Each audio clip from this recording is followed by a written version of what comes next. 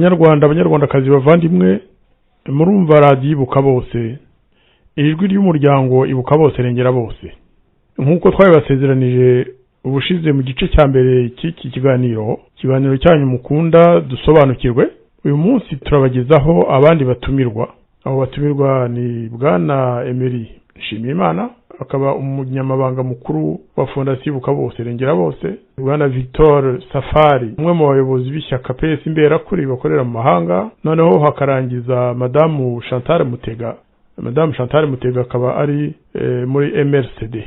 Iki kiganiro mukigejweho nanjye Jean-Marie Vianney Ndagijimana, umuyobozi mukuru w'umuryango Ibuka Bose rengera bose.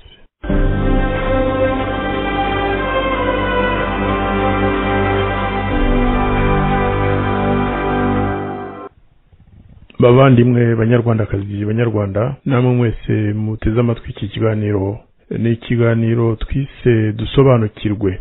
Uyu munsi rero ikiganiro dusobanukirwe kiribanda ku mvugo n'amagambo yavuzwe n'umwe mu bategetsi bakomeye b'igihugu cyacu, General James Kabarebe. James Kabarebe muramumenyereye, ni umuntu wakoze imirimo myinshi inyuranye, yabaye chef d'état major w'igisirikare cy'u Rwanda, yabaye ministre w'ingabo, ni umujyanama wa Perezida Kagame kera ndetse igihe cy'intambara ngo niyo warindaga umutekano wa Kagame, akanakora ubutumwa bw'ibanga bukomeye cyane cyane ubwo kwica abaturage no kwica abo Kagame yifuza kwica bose, ndetse n'abasirikare b'inkotanyi mu bagomba kubambwa.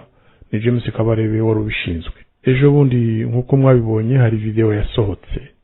Video yaje ikurikira indi nanone yo mu kwezi kwa 11 2019, aho umuntu yitonze asanga General James Kabarebe abiba ivanguramoko mu gihugu cyacu, abiba inzigo hagati cyane cyane y'abahutu n'abatutsi. Ariko muri iyi video ejo bundi twabonye twese, ageze naho kubiba inzigo n'inzangano n'urwango hagati y'abahutu n'abatwa, aho abwira abatwa ati murabe maso, abahutu bagambirije kubiba utwanyu duke tubahaye. Avuye ku batutsi abwira ati abahutu n'abantu babi, urubyiruko rw'abahutu rufite ingengabitekerezo ya jenoside. Ibyo ni ibyo mu kwezi kwa 11 twarabibonye, twagize n'icyo tubivugaho. None ageze naho avuga ko abahutu ni n'ibisambo, ko biba abatwa. Akavuga kandi ko ari abatwa bayimubwiye. Ni ukuvuga ko ishusho nshya y'ikitwa umuhutu ni ubwicanyi, iyo bivuzwe n'abacikacumu b'abatutsi, none abahutu babaye n'ibisambo mu maso y'abatwa. Icyo ni ikintu gikomeye cyane. Turabanza twumve ikibazo uriya musore yamubajije, niturangiza dukurikizeho igisubizo General Kabarebe yamuhaye.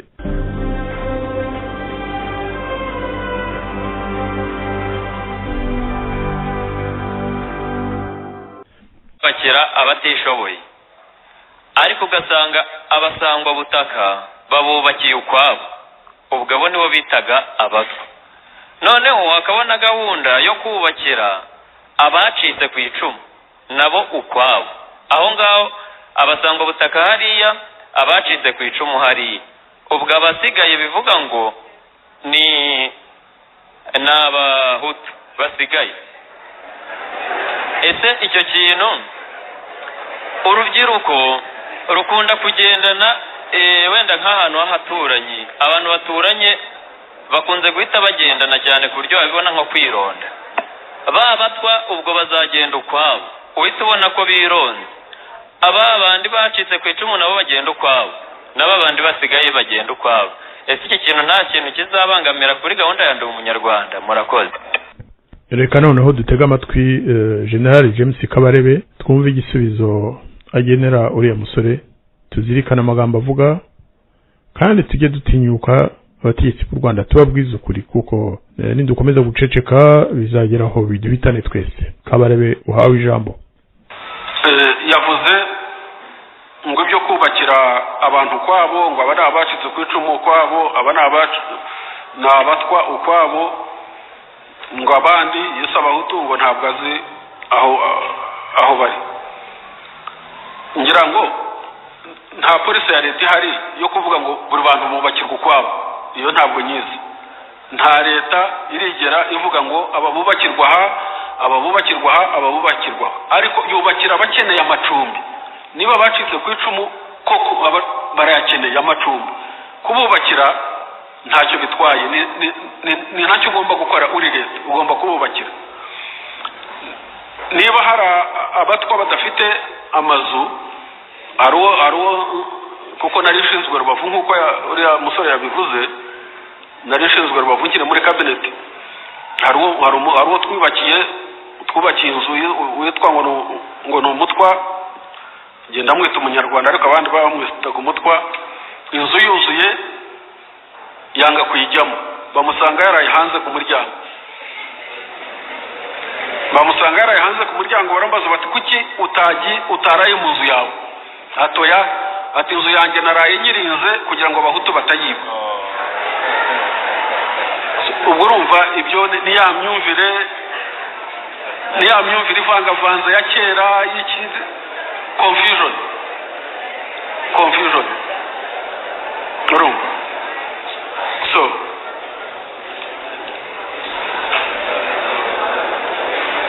icyo nzi gikorwa n'iyi leta ni ukubakira abatishoboye.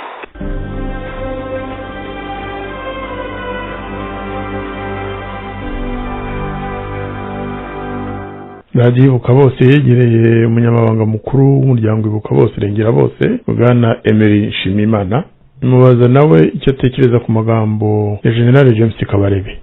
Ijambo ni iryawe Bwana Emery Nshimiyimana. Nagira ngo nshimire radiyo Ibuka Bose Rengera Bose yongeye kumpa umwanya kugira ngo ngire icyo mvuga ku magambo umujyanama mukuru wa Perezida wa Repubulika y'u Rwanda ariwe General James Kabarebe aherutse kuvuga mu kibazo umwana yaramubajije, umwana w'umucikacumu yaramubajije nyine. Ariko ngira ngo nanone nshimire cyane rwose uriya mwana kuko yamubajije ikibazo kirimo ubumuntu bwinshi. Yaragize ati nyakubahwa, turagira ngo tubabaze uburyo gahunda zo gutuza abantu ziteye, cyane cyane iyo muvuga ngo mutuza ngo abatishoboye, nuko mugafata bamwe abacitse ku icumu mukabatuza ukwabo, noneho mugafata ngo n'abandi basizwe inyuma n'amateka aribo bitwa abatwa ngo nabo bagatuza ukwabo. Noneho aza no kugira ingorane yo kuvuga babandi ngo ubwo abasigaye ni babandi, aza kuvuga nyine ko ari abahutu nyuma. Usanga ari ikibazo cyari gifite umuntu, icyo nakwita mu Gifaransa umwana yari afitiye empathy muri rusange abantu bose, yuko abo bantu bo batibukwa ku buryo bafashwa, wumvaga bafitiye ubumuntu bwinshi muri we. Icyo kibazo rero icyo yabajije uriya mujyanama wa Perezida wa Repubulika, ariko ikibabaje ni igisubizo yahawe. Nagira rero ngo ntizimbye mu magambo, ngiye icyo mvuga ku gisubizo yamuhaye. Mu by'ukuri igisubizo umujyanama wa Perezida wa Repubulika yamuhaye ntabwo ari igisubizo kigaragaza uburyo umwana we yumvaga yifuza ko yamuha igisubizo gikwiranye n'ikibazo yari amubajije cy'ubumuntu, cyo kuvuga ati se ko nimudutuza hariya n'ubundi tuzajya tugendana nabo, duturanye nabo, n'abareba abatwa bagatuzwa hariya nabo bakagendana nabo, baturanye nabo. Ibyo bikaba ari ibintu bitandukanye na politike yakagombye kurangira igihugu, irya yiswe ngo politike ya ndi umunyarwanda, aho nyine baba abatutsi, baba abahutu cyangwa se abatwa, ayo moko tuvuga atakibaho. Ariko ugasanga noneho muri uko kuvuga ngo abatishoboye ni bariya, abandi ni bariya, ati bariya abandi bo barishoboye. Mu by'ukuri igisubizo yamuhaye kigaragaza yuko ibyo yitaga ngo nta leta nimwe itagira polisi ngo yatuzwa abantu bakeneye gutuzwa. Ubu tukibaza tuti se abakeneye gutuzwa ni bande? Ni bariya gusa batishoboye. Nibyo koko abantu basenyewe mu ntambara ya 1994 nyuma y'ibyago byagwiririye u Rwanda, abo bantu kuba hari programu ya leta ikwiye ko kubakira cyangwa kongera kugira icyo babamarira mu bundi buryo butandukanye, ibyo ni ibintu byiza. Ariko nanone iyo umuyobozi mukuru nkuriye avuga ati donc abo bakeneye kubakirwa, kuri we se abakeneye kubakirwa ni bande? Ni bariya gusa. Noneho rero yagera aho avuga abahutu, akabavuga nyine muri bya bintu bijyanye n'agasuzuguro karengeje ukwemera, bya bindi nyine bya nakwita bya sous-humanisation, aho abantu basuzugurwa birengeje urugero, akavuga ati n'umutwe twubakiye yaraye inyuma y'inzu twamwubakiye, bamubajije asubiza yuko ngo yaraye inyuma y'inzu yanga kuyiraramo imbere kugira ngo abahutu bataza kwiba. Murumva rero ako gasuzuguro nuko kuntu ufata igice kimwe cy'abanyarwanda ukagisuzugura kariya kageni ukageza naho ukita amazina ababaje, amazina ateye agahinda, amazina atarakwiye kuva mu kanwa k'umuyobozi mukuru nk'uriya bita ngo bataza. Mu by'ukuri mu mutwe we niko abibona, kandi koko noneho bikaba bifite n'ikindi bihishe. Ubwo reka mbaho urugero. Urwo rugero ngiye gutanga ni ikigaragara mu ijambo n'ubundi Kabarebe yari yaravuze ubushize, ubwo yabwiraga n'ubundi bariya abana ruriya rubyiruko arwigisha amacakubiri, arwigisha aruha ingengabitekerezo mbi, ngo hari ingengabitekerezo za jenoside nyinshi zitandukanye ngo zirimo zikorwa cyangwa zitegurwa, ariko mu by'ukuri ibyo bikaba bisa naho ibyo abwira bariya abana ari byo byihishe inyuma, biri mu nda y'ubutegetsi nyine agenda avunguraho gatoya, bikagenda bigaragara yuko bafite imigambi mibi yo kuba bagirira abantu nabi. Urugero ngiye gutanga, muribuka ko intambara igitangira muri 1990 mu 1990, intambara aho yatangiriye hose muri za Byumba mu majyaruguru y'igihugu, abanyarwanda bagiye bahunga bafite ibyabo, baraza begera za Kigali, abenshi birundira mu nkambi y'ahantu hitwaga Nyacyonga. Abo bantu mu by'ukuri ni abantu batishoboye, kandi abenshi bagiye bahunga mu by'ukuri ni rubanda ruseseka, rubanda rugufi rwo hasi rw'abahutu. Abo bantu hashize imyaka 26 birya bakimara, abo bantu hashize icyo gihe cyose batagira namba. Ese abo bantu hari gahunda za leta zo kubafasha zabayeho, cyangwa ko batibare abantu kubera intambara yabaye muri biriya bice? Eske bari abantu turabafasha? Twarabafashije, hari gahunda zabafashije kadahubwo kugira ngo bafashwe bakomeje gukurikiranwa no kwitwa? Ubwo n'urugero nagira ntangi. Ariko ikindi nanone twe tubona dusanga gisa naho cyishe nyuma biriya bintu, nuko iteka iyo umuyobozi mukuru nk'uri yavuze ibintu ni ukubisesengura mu buryo bwimbitse, tukareba icyaba cyihishe inyuma. Icyihishe inyuma rero ni iyo umwana abajije ikibazo cyumvikana kirimo umuntu, undi akamusubiza ibintu bitandukanye, ahubwo akora icyo nakwita mu gifaransa stigmatisation y'ubwoko runaka cyangwa y'igice kimwe runaka cy'abanyarwanda, usanga ariho gahunda zihishe inyuma ziteye ubwoba rwose mu by'ukuri. Ubwo nagira ngo mbivuge rwose ntabihiciye inyuma kugira ngo byumvikane neza.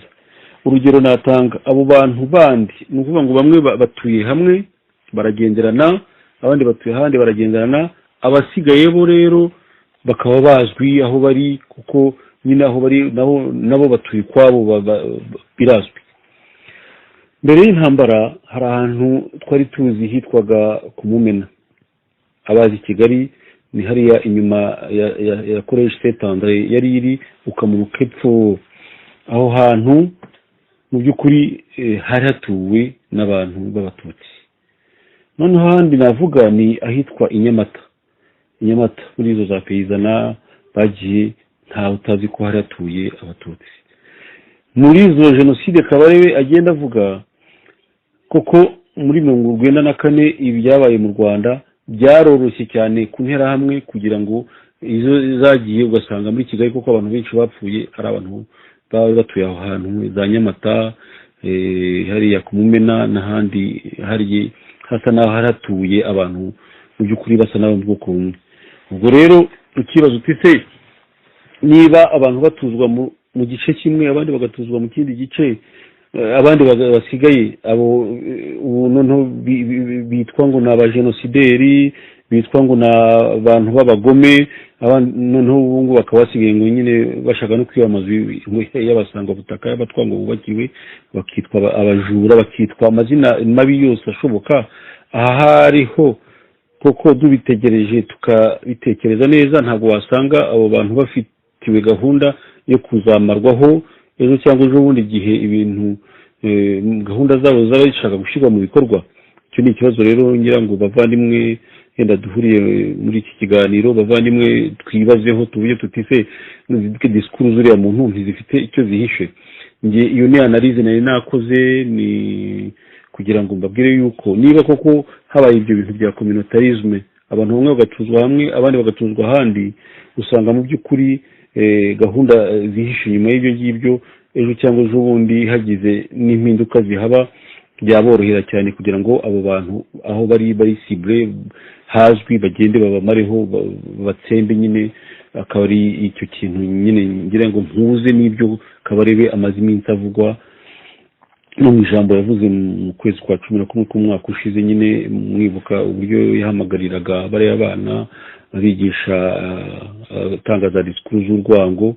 Ibyo byose ugasanga ntaho bihuriye n'abayobozi bakomeje kureberera cyangwa se kubwira abana babigisha iby'urukundo, ibyo gukira hamwe, ibyo kwiyunganya kuri ntabwo byazashoboka mu gihe hari abayobozi bameze bari kuriya bigisha abana yuko bamwe ari babi abandi bakaba ari beza, ndetse bakavuga bati twe twubakira abatishoboye ubabarute ubamenye ute. Ese ni ukuvuga ko mu by'ukuri mu bwoko bw'abahutu ni ukuvuga ngo muri rusange bo babona ko polisi zabo za leta zigaragaza zibona ko abahutu bishoboye, nta mwana w'umuhutu cyangwa abahutu bashobora gufashwa. Kuko niba ubwo uti twubakira abatishoboye akabavuga ko ari hariya, ndetse nk'uko ikibazo cy'umwana cyabivugaga, ugasanga rero mu by'ukuri cya gihugu cyacu kiri kugenda kijya ahantu nakwita mu rwobo rwa bayanga. Ntabwo ari heza rero niyo mpamvu twagombye guhagurukira rimwe twese abantu bashobora kuvuga tukamagana rwose twivuye inyuma amagambo mabi nk'ariya y'umuyobozi, ndetse tukavuga tuti ese ubundi ko Kabarebe avuga ugacya kongera akisubira tukamagana, amaherezo tuzahorera muri ibi byo kwamagana.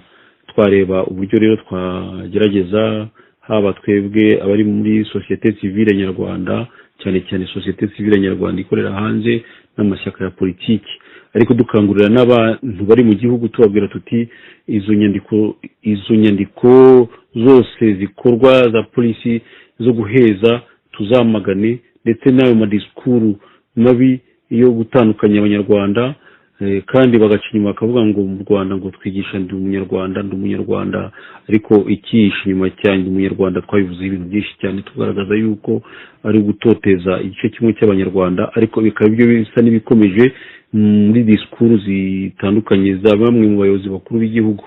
Ubwo rero mu by'ukuri muri iki gihe gito bampaye numva n'abaenda mpiniye ahangaha ngira ngo nshimire rwose radiyo Ibuka bose ikomeje kujya itangaza amakuru y'umuyoboro uko batangiraho ibitekerezo, maze tugafatanya kugira ngo ejo hazaza tuzubake sosiyete nyarwanda, umuryango nyarwanda mwiza waho igihugu kizaba gisa naho twese duhuje ururimi, twese duhuje imyumvire y'uko imbabazi urukundo aricyo kintu cyangombwa twagombye guhurizaho, nk'uko nyakwigendera Kizito Mihigo ndetse wahasize ubuzima bwe azira yuko urwo rukundo, ubwo bwiyunge nyakuri, ayo mahoro yifuriza abanyarwanda bose atavanguye, ari byo yazize mu by'ukuri twese twarabibonye, ku isi hose barabivuze, ntawe utarabivuze, ntawe utarababajwe n'urupfu rw'uriya mwana w'umucikacumu wapfuye akiri mutoya, ndetse ugasanga koko uwabikoze ntacyo yimajije. Kuko niba umwana abajije ikibazo nka kiriya akavuga ati mubona koko ibyo bintu bitazabangamira ubumwe bw'abanyarwanda, ngubwo bwa bumwe Kizito yavugaga. ubwo bwabo bumwe bwo kuvuga ngo bironde batuze bamwe hamwe, bironde batuze abandi. Ariko nanone rero sinarangiza ntavuze cyane cyane ku byerekeranye n'ibintu nakwita mu rurimi rw'igifaransa ibintu bya coherence cyane cyane igaragara muri uriya buyobozi, muri uriya butegetsi bwo mu Rwanda, iyo bavuga bati bafite polisi zo gutuza abantu bagatuzwa, ariko mu gihe bavuga ko bafite abatishoboye, none se abasenyerwa bo bigenda bite? ngira ngo mwumvisha amarira y'abanyarwanda n'abanyarwandakazi n'abana n'abasaza n'abakecuru bamaze iminsi barira n'ubakirira, barimo bagenda bakabasenyera. Ariko ubundi icyo twita état de droit, muri état de droit habaho ibyo bita les droits et les devoirs, donc ibyo umuturage agomba kubahiriza ndetse n'ibyo leta ubwayo igomba kubahirizwa. None se iyo bavuga ngo twe dufite politiki yo kubakira abatishoboye, noneho ukavuga uti mwebwe ahangaha mutuye imiturire yanyu ntabwo ishobotse, ni ukuvuga ngo abo bantu niba imyaka 26 ishize batarashoboye kugira yenda icyo bahindura ku miturire yabo n'imyubakire yabo, nuko batishoboye. None se iyo umuntu atishoboye kandi muvuga ko mwubakira abatishoboye, kuki abo bantu mugenda mukabasenyera nta handi mubashyize? Tubasanga rero nta byanamigambi rihamye rya leta y'u Rwanda yo gufasha nk'uko umujyanama wa Kagame, wa Perezida Kagame abivuga. Mu by'ukuri ari amarira y'abantu, bari abantu mu madegeka, bari abantu bagenda basenyerwa. Ndumva noneho ngo hari n'indi liste y'amazu menshi azasenywa. Ejo numvishe ko n'abantu batuye hariya mu Gitega umanutse hasi wegera umuhanda ujya Kimisagara, ko abo bose nabo ngo bagiye kuzimurwa no gusenyerwa. Ese bazimurwa bashyirwe hehe? Kugeza aho abanyarwanda n'abanyarwandakazi bahangayika bakavuga bati se ubu twongere dushinge shitingi, twongere dusubire muri Kongo koko duhunge igihugu cyacu? Ibyo rero ugasanga ari ya incoherence navugaga hagati y'amagambo n'ibikorwa. Abaturage devoir zabo barazuzuza, ariko droit zabo barazifite na devoir zabo bakazikora, ariko leta ku rundi ruhande yo ntigire ikikora. Mu by'ukuri iyo uvuga uti ndagutanga 90,000, 60,000 cyangwa se 40,000 mu bantu bagiye gukodesha ubakuye aho bari batuye kuri gakondo zabo, usanga ari ibintu bitumvikana. Cyangwa se uvuga uti twabateguriye ahangaha tuje kubaha ingurane, hanyuma mugende mwubake, mugende tubaguranire, kuko ahangaha hagiye kurya ibikorwa remezo, ibikorwa rusange by'uko yenda tuhagiye kwacisha umuhanda, tugiye kubaka ibitaro, tugiye kuhakora. Ibyo ni ibikorwa rusange leta ishobora gusobanurira abaturage bakabyumva, ariko siko bigenda. Nkuko mwimviye Perezida wa Repubulika avuga ati nihe badasenyera abantu. Ese imvura iramutse iguye ibyo biza bikaza bikabatwara, ntabwo muzajya kwishyuza imvura? Kumva koko disikuru idahabanye n'ibikorwa n'ibyo ubuyobozi buzima yagombye kubwira abantu. Ubwo rero urumva ko bitandukanye n'ibyo umwana yamubwiraga ati akavuga ati mwubakira abatishoboye. Ariko se kubakira abatishoboye nanone ugasenyera abandi batishoboye udafite nabo bashyira, urumva ibyo bintu bifite aho biva n'aho bijya. Ubwo rero mu by'ukuri nagira ngo mpinira ahangaha mvuga nti ndashimira cyane uriya mwana wabajije kiriya kibazo akakibazanya umutimanama we, afite ubumuntu bwinshi cyane, avuga ati ese mubona bitazakurura ibibazo mu gihe kizaza? Ariko igisubizo yahawe nuko byagaragaye yuko ahubwo hari izindi gahunda zihishe inyuma y'ibyo bintu. Nagira ngo rero twese hamwe tubikurikiranira hafi, hanyuma ibikomeje kubangamira rubanda nyamwinshi ari bo Abanyarwanda, baba mu Bahutu, Abatwa n'Abatutsi, ndetse kuko burya nka bariya basenyerwa bakimurwa harimo Abahutu, harimo Abatutsi, harimo ndetse n'Abatwa bake, ariko ntabwo harimo ubwoko bumwe. Ariko ku byerekeranye na iriya stigmatisation ya sous-humanisation kabare bakoresha cyane ayikoresha cyane agasya atanditse yageze ku Bahutu nabo bagaragara ko badafashwa habe namba, kandi abo nabo ari Abanyarwanda nk'abandi kandi batishoboye. Muri make rero avuga ati abo Bahutu muri rusange barishoboye, abandi tuzafasha abandi ariko bo ntituzabafasha kandi tuzi neza ko abanyarwanda bose muri rusange abatishoboye ari bo benshi. Aho rero ubwo nagira ngo ndekere abandi nabo bagire ibitekerezo batanga. Shimira cyane rwose radio yabuka bose ngira bose ikomeje kuduha uyu mwanya wo gutanga wo kuba umuyoboro wo gutangiramo ibitekerezo no kugira ngo tungurane ibitekerezo. Ariko kandi mbakangurira yuko rwose biriya bintu Kabarebe akomeje ibyo gukomeza kuvuga amagambo adasobanutse, amagambo y'urwango, amagambo y'ibinyoma, amagambo y'ubugome burengeje ukwemera. Twari dukwiye guhagurukira rimwe twese tukareba izindi ngamba twafata zisumbuyeho zisumbye ibyo twari dusanzwe dukora, maze bwa muntu akumva ko ibyo avuga ejo cyangwa ejo bundi azabibazwa n'amateka, azabibazwa n'inkiko n'ubutabera, kuko biriya bintu bikira u Rwanda ahantu habi. Murakoze.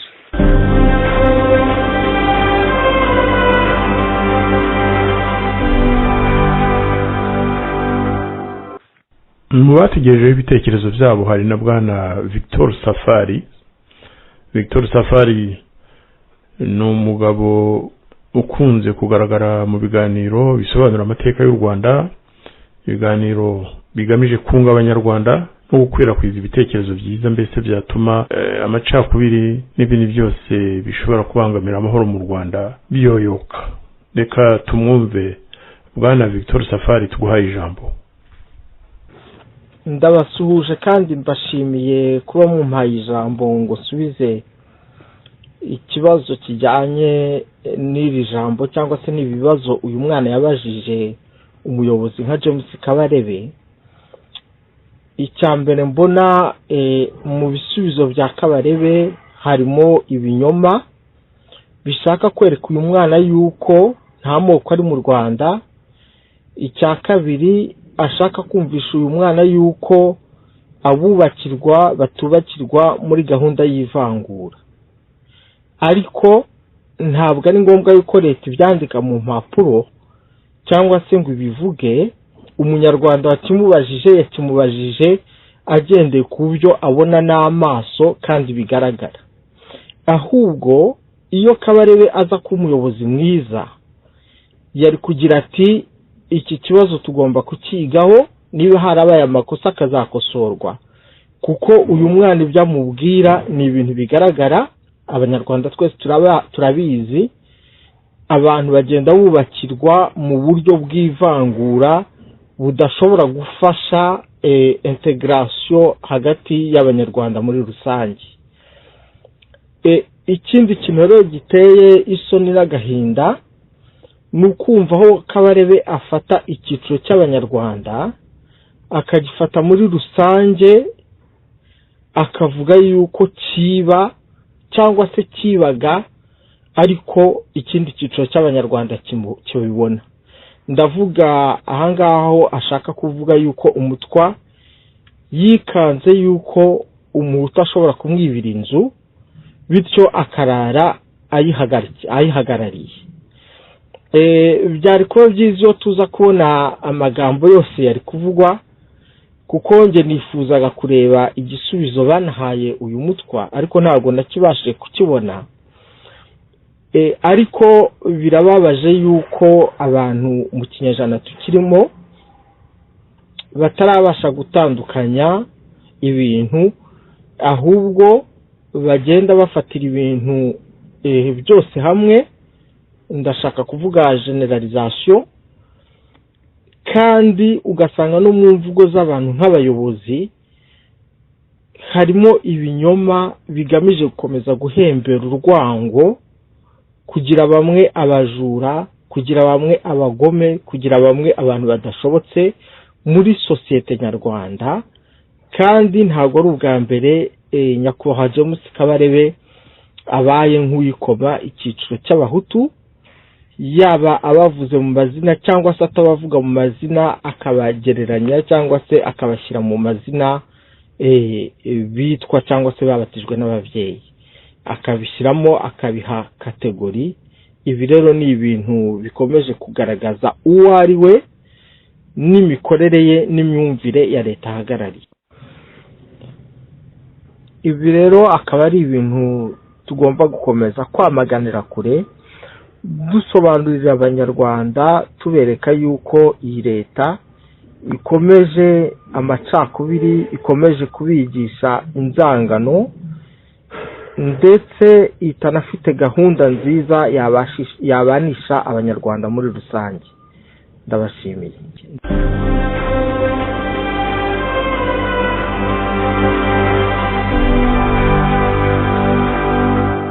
undi mutumirwa wagize icyo abwira radiyo Ibuka bose ni Madame Chantal Mutega, nawe aranenga amagambo ya General James Kabarebe, agasobanura kandi ingaruka mbi zayo ku rubyiruko nyarwanda. Reka tumutega amatwi.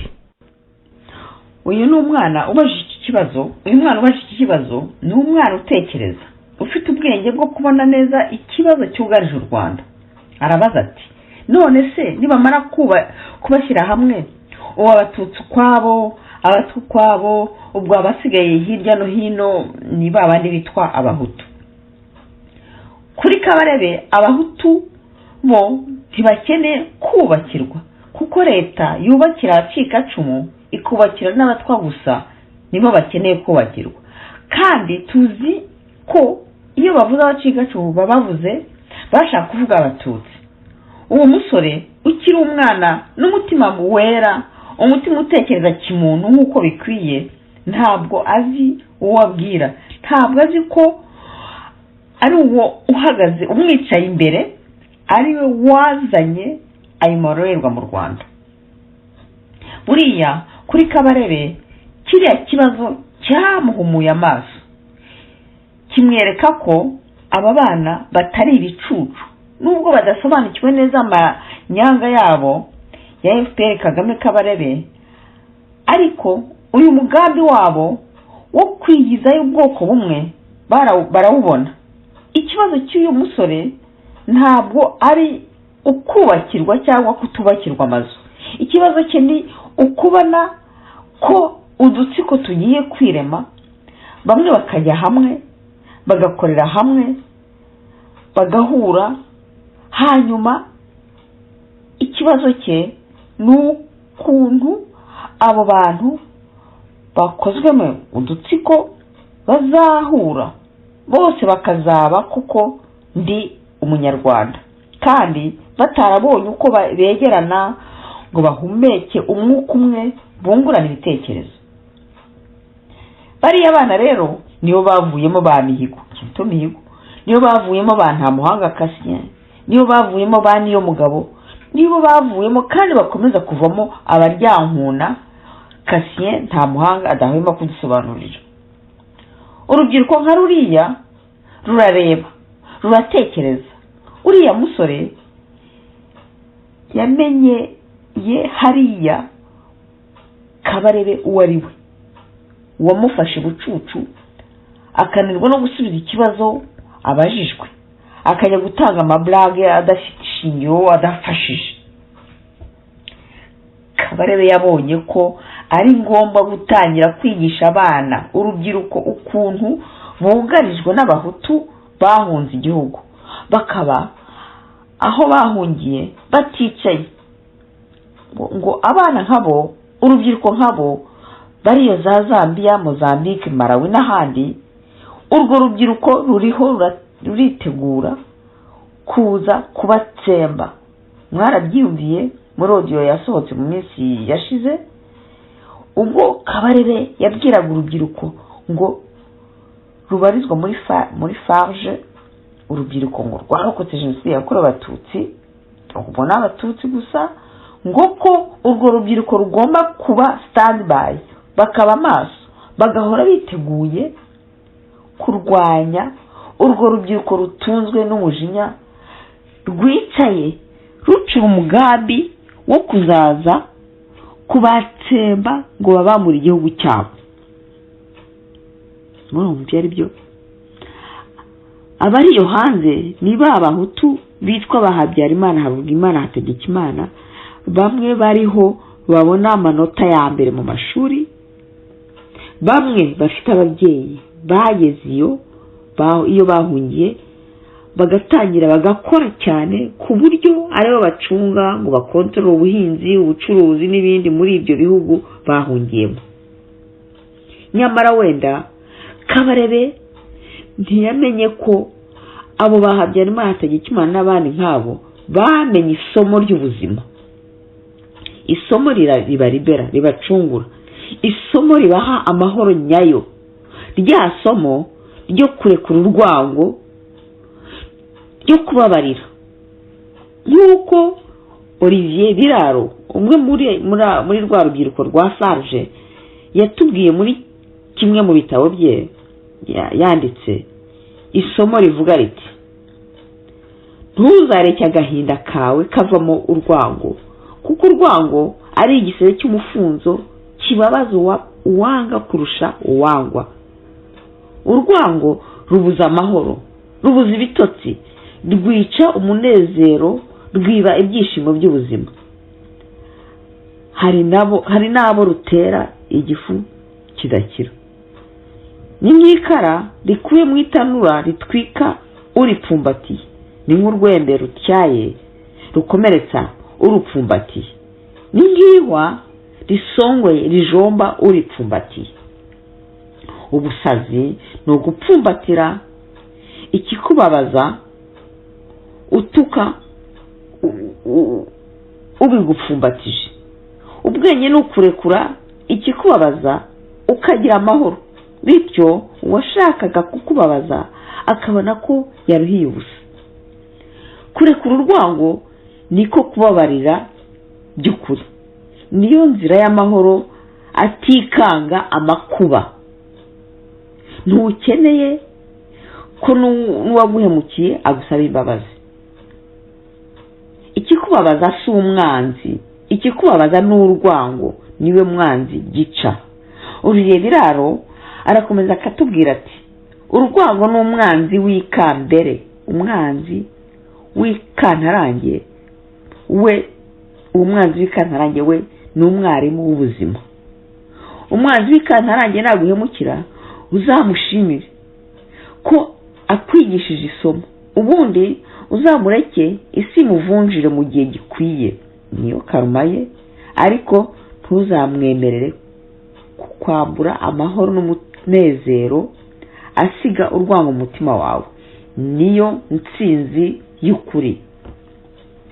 Ba Habyarimana Hategekimana n'abandi tubifurije amahoro n'intsinzi, tubashimira kubona baramenye isomo ry'ubuzima, kuko iyo batarimenya bari guheranwa n'urwango rukabatera ibifu n'izindi ndwara zidakira, zikabazinzika aho kuzanzamuka ngo mukore mugere aho mwigejeje hamwe hashegesha FPR Kagame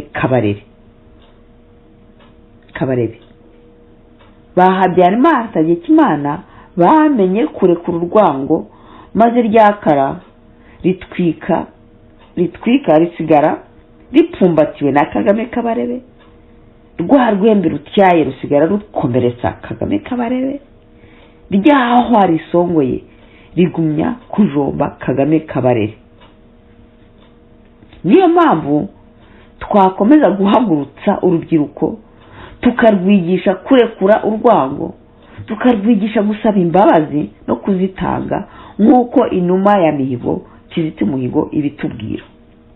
Erega abamwishe, abishe Mihigo, abishe Kizito Mihigo, bari bazi neza ko afite impano yo guhindura imitima y'Abanyarwanda, kuko Kagame Kabarebe n'agatsiko ke bihebye, bo barihebye, bumva ko nta munyarwanda wababarira.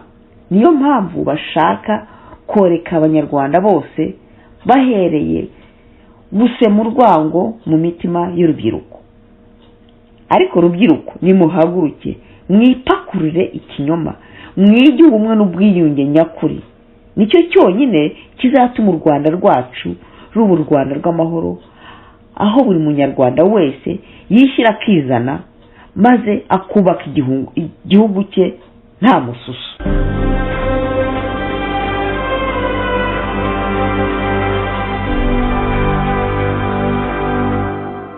ikiganiro dusobanukirwe gitegurwa kandi kikabagezwaho na radiyo Ibuka Bose. Uyu munsi mukaba mwakigejweho nanjye Ndagijimana Jean-Marie Vianney, umuyobozi mukuru w'umuryango Ibuka Bose rengera bose. Murakoze cyane, Imana ikomeze ibarinde.